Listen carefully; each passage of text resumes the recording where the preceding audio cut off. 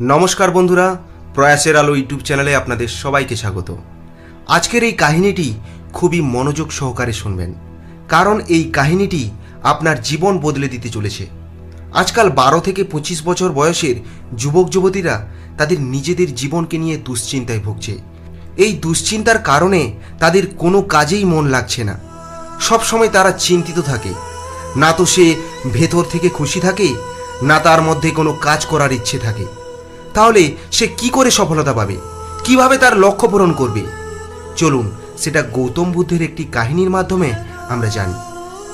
এক সময়ের কথা, মহাত্মা গৌতম বুদ্ধকে তাঁর এক শিষ্য জিজ্ঞেস করলেন, গুরুদেব, এটা কি সম্ভব যে আমি যাই চাইব, যাই ভাবব তা আপনা আপনিভাবে পেতে শুরু করব?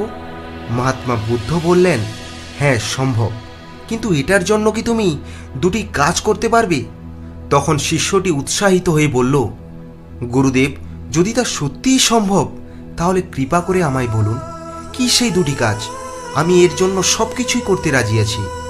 মহাত্মা বুদ্ধ তখন বললেন, মন দিয়ে শোনো, তবে তুমি যা চাও যদি সেটা পেতে চাও, তার জন্য প্রথমেই যেটা তোমায় করতে হবে সেটা হলো তোমার মনকে তোমায় নিয়ন্ত্রণে আনা শিখতে হবে।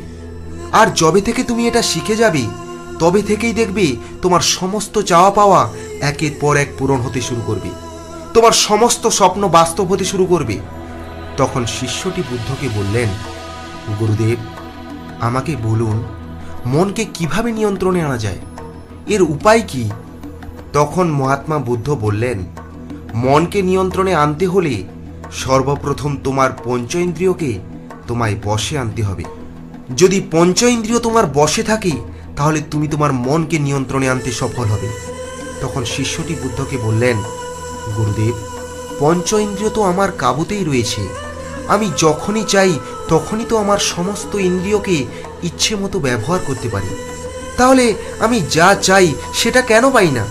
তখন বুদ্ধ বললেন, ওহে বালক, তুমি তোমার পঞ্চ ইন্দ্রিয়ের কর্মের কথা বিচার করছো। আসলে পঞ্চ ইন্দ্রিয়কে কাবুতে রাখার অর্থ এটাই, এই বিশ্ব সংসারে কোনো ভৌতিক বস্তুর উপর যেন তোমার কোনো মোহ না থাকে। যখন মানুষের মনের মধ্যে একাধিক মোহ উৎপন্ন হয় তখন সে সেটা না পাওয়ার কারণে দুঃখী হয়ে পড়ে, সে সেই ব্যর্থতার চিন্তায় ফেঁসে যায়। আর যে ব্যক্তির মন তার নিয়ন্ত্রণে থাকে সে কোনো প্রকারের মোহে না ফেঁসে তার লক্ষ্যের দিকে এগিয়ে যায়, আর এইভাবে সে একদিন জীবনের সফলতা অর্জন করতে পারে। তখন শিষ্যটি বললেন, হে মহাত্মা, মনকে বশে আনার সঠিক উপায় কি? কিভাবে আমি আমার মনকে বশে আনতে পারবো, আপনি আমায় বলুন। তখন মহাত্মা বুদ্ধ বললেন, হে বালক, তুমি যদি তোমার মনকে নিজের বশে আনতে চাও তাহলে ওই যে সামনে দেখছো একটা প্রকাণ্ড বৃক্ষ, ওই বৃক্ষের নিচে তোমায় 1 মাসের জন্য প্রতিদিন 2 ঘন্টা খুবই মনোযোগ দিয়ে ধ্যান করতে হবে। যখনই তোমার এই 30 দিনের সফর শেষ হয়ে যাবে তখনই তুমি তোমার মনকে কাবুতে রাখার উপায় জেনে যাবে। আর যেদিন তুমি পুরোপুরিভাবে তোমার মনকে কাবুতে রাখার উপায় জেনে যাবে সেদিন থেকেই তোমার মনে যা কিছুই বিচার করবে সে সব কিছুই তুমি একের পর এক প্রাপ্ত করতে শুরু করবে। এই সংসারে যা কিছু নিয়ে বিচার করবে, সেটা ধন দৌলত যাই হোক না কেন, সে বিচার তোমায় সব কিছু প্রাপ্ত করতে সাহায্য করবে। আর এর জন্য প্রথমে তোমার মনকে নিয়ন্ত্রণে আনা অত্যন্ত জরুরি। যখন তুমি তোমার মনকে নিয়ন্ত্রণে আনতে পারবে তখন আমি তোমায় এর দ্বিতীয় উপায় বলবো। তখন শিষ্যটি বুদ্ধকে প্রণাম জানিয়ে বলল, গুরুদেব, এ তো অতীব সহজ উপায়। 1 মাস তো কি, আমি 1 বছর পর্যন্ত 2 ঘন্টা ওই গাছের নিচে ধ্যানে বসতে পারি। গুরুদেব, আমায় আজ্ঞা দিন, আমি এখন থেকেই ধ্যানে বসার জন্য প্রস্তুত আছি। মহাত্মা বুদ্ধ বললেন, তবে তাই হোক, তুমি ওই বৃক্ষের নিচে আগামী 1 মাস 2 ঘন্টা ধ্যান করে দেখাও, তারপর আমি তোমায় দ্বিতীয় উপায় বলবো। শিষ্যটি মনে মনে ভাবল, গুরুদেব তো অতীব সহজ একটি কাজ আমায় দিয়েছেন, এটা কি আর এমন বড় ব্যাপার? 1 মাস বৃক্ষের নিচে ধ্যানই তো আমায় করতে হবে, আমি এই কাজ খুব সহজেই সম্পূর্ণ করব। এরপর শিষ্যটি পরের দিন গুরুদেবকে প্রণাম জানিয়ে সেই বৃক্ষের নিচে ধ্যানে মনোযোগ দিল। শিষ্যটি প্রতিদিনই একবার গুরুদেবকে প্রণাম জানিয়ে ধ্যানে এসে বসত। এইভাবে তার 4-5 দিন কেটে গেল। 6 দিনের দিন যখন ওই শিষ্যটি ধ্যানে বসলো, সেই সময় তার মন খুবই চঞ্চল হয়ে উঠল। সে কিছুতেই ধ্যানে মনোনিবেশ করতে পারছিল না। তার মনে নানান ধরনের বিচার আসতে শুরু করলো। সে আজ পর্যন্ত অনেকের সাথে খারাপ আচরণ করেছে। গুরুকুলে থাকাকালীন তার মিত্রদের কতবারই মূর্খ বানিয়েছে, কিংবা তারিফের জন্য গুরুদেবকে কতবার মিথ্যে কথা বলেছে। এই সমস্ত কিছু নিয়ে তার মনের মধ্যে অপরাধ বোধ কাজ করছিল, যার কারণে সে কিছুতেই ধ্যানে মনোনিবেশ করতে পারছিল না। এইভাবে আরও কিছুদিন কেটে যাওয়ার পর 18 দিনের দিন সে ভাবল এই সমস্যা গুরুদেবকে জানাবেন। তার বিশ্বাস ছিল যে গুরুদেব নিশ্চয়ই এর কিছু একটা সমাধান করবেন। এরপর শিষ্যটি মহাত্মা বুদ্ধের শরণাপন্ন হয়।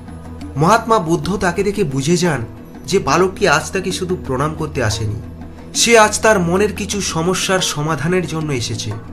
শিষ্যটি খুবই আবেগের সঙ্গে বুদ্ধকে জানালেন, হে গুরুদেব, আপনার কথা মতো ওই বৃক্ষের নিচে প্রতিদিনই গত 17 দিন যাবৎ নিজেকে ধ্যানে মনোনিবেশ করেছিলাম।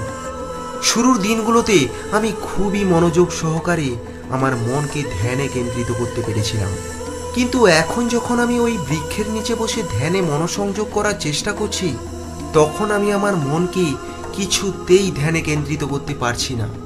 আমার মনের মধ্যে বারবারই আমার নিজের কুকর্মের কথা ভেসে আসছে।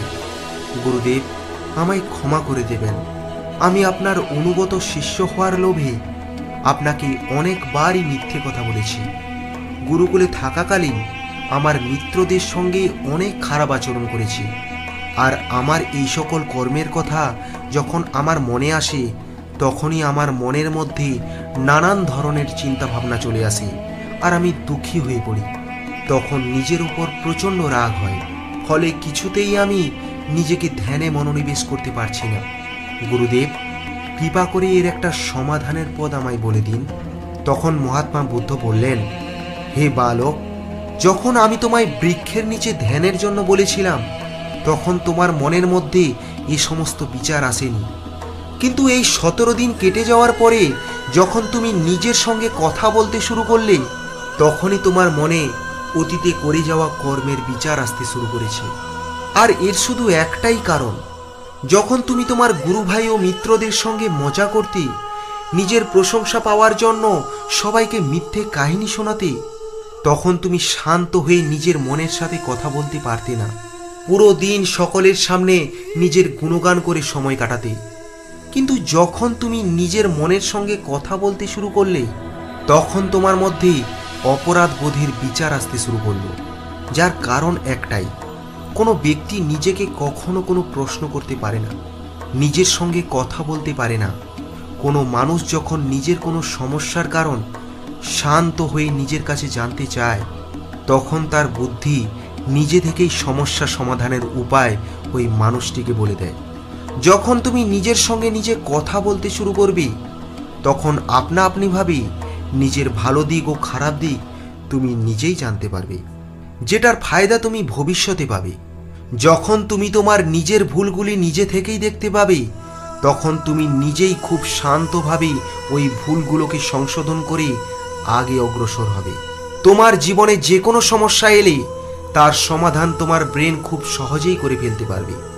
মহাত্মা বুদ্ধ বললেন, যখন কোনো কিছু খুব শান্তভাবে তোমার মনে বিচার করবে, তখন তোমার মন যাই চাইবে তাই প্রাপ্ত করবে।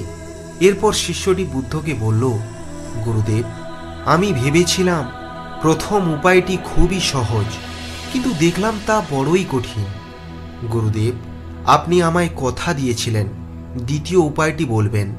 আমার মনে হয় দ্বিতীয় উপায়টি খুবই সহজ। কৃপা করে আমায় দ্বিতীয় উপায়টি বলে দিন। মহাত্মা বুদ্ধ শিষ্যটিকে বললেন, হে বালক, তোমার 30 দিন সম্পূর্ণ হলে আমি দ্বিতীয় উপায়টিও তোমায় নিশ্চয়ই বলে দেব। শিষ্যটি হতাশ হয়ে গুরুদেবকে প্রণাম জানিয়ে সেখান থেকে চলে যায়। কিছুদিন পরে আজ সেই দিন শিষ্যটি 30 দিন সম্পূর্ণ হলো।